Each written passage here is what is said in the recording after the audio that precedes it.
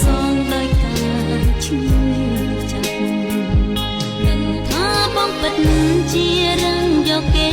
តាមមែនឬទេចង់ស្ដាប់ចេញពីមាត់មាន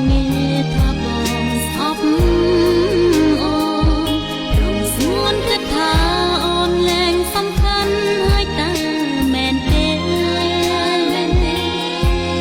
ដាច់ចិត្តបញ្ចប់ក្តីស្នេហ៍ពេលកូនដាច់ភ្នែក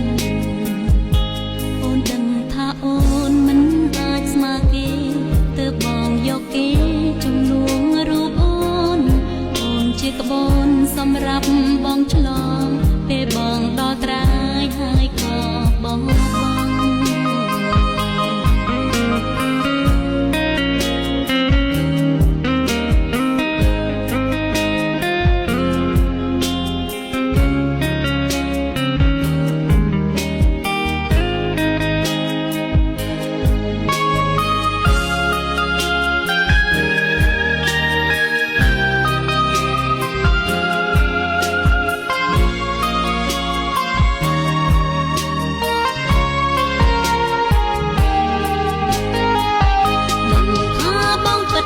ជារឿងយកគេ